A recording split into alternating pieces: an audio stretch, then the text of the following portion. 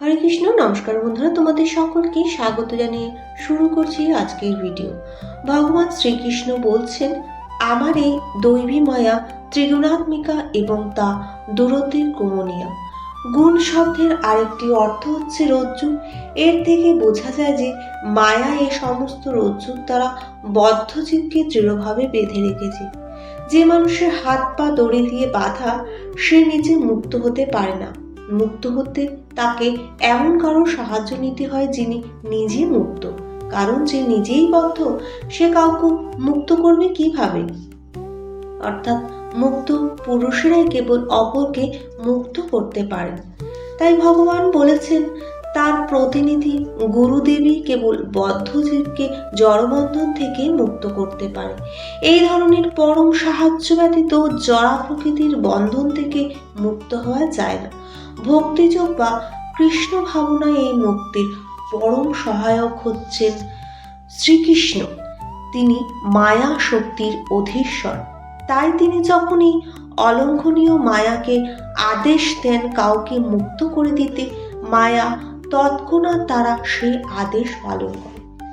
জীব হচ্ছে ভগবানের সন্তান, তাই জীব যখন ভগবানের শরণাগত হয় তখন ভগবান তার অহৈতুক করুণাবশে পিতৃব স্নেহে তাকে মুক্ত করতে মনস্থ করেন এবং তিনি তখন মায়াকে আদেশ দেন তাকে মুক্ত করে নিতে। মানেব যে প্রপদ্যন্তে মায়া নেতাং তরন্তিতে। তাই ভগবানের চরণ কমলের শরণাগত হওয়াটাই হচ্ছে কঠোর জড়া প্রকৃতির কবল থেকে মুক্ত হওয়ার উপায়। ভোক্তারং যজ্ঞ তপসং সর্বলোক মহেশ্বরং সুহৃদ সর্বভূতানাং জ্ঞাতামাং শান্তের মিচ্ছতি।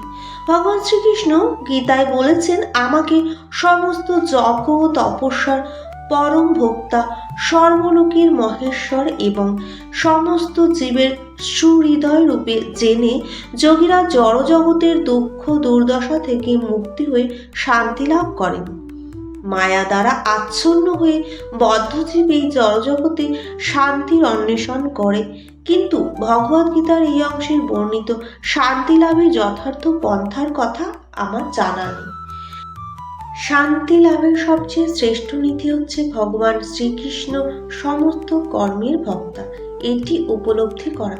তাই মানুষের কর্তব্য হচ্ছে ভগবানের সেবায় সমস্ত কিছু উৎসর্গ করা, কারণ তিনি হচ্ছেন সমস্ত গ্রহলোকের এমনকি দেবতারও অধীশ্বর। তার চেয়ে শ্রেষ্ঠ আর কেউ নেই। শিব ব্রহ্মা আদি শ্রেষ্ঠ দেবতারও তার অনুগত্য ভৃত্য। শ্বেতাশ্বর উপনিষদে বলেছে, তুমি শরণাং পরমং মহেশ্বর। মায়ায় দ্বারা মোহাচ্ছন্ন হয়ে জীব সমস্ত কিছুর উপর আধিপত্য করার প্রয়াসী হয়, কিন্তু প্রকৃতপক্ষে সে ভগবানের মায়ার অধীন।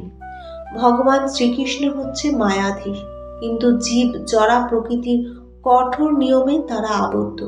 এই সরল সত্যটিকে উপলব্ধি করতে যদি না পারে ভক্তরা নিজেরা ব্যক্তিগতভাবে অথবা সংঘবদ্ধভাবে কোনো মতেই এই সংসারে শান্তি লাভ করা সম্ভব নয়। কৃষ্ণ ভাবনার অর্থ হচ্ছে ভগবান শ্রীকৃষ্ণই হচ্ছেন পরমেশ্বর আর সমস্ত হচ্ছে জীব, এমনকি বড় বড় দেবতারা হচ্ছেন তার অনুগত ভৃত্য। এই পরম সত্যকে উপলব্ধি করতে পারলে পূর্ণ শান্তি লাভ করা যায়।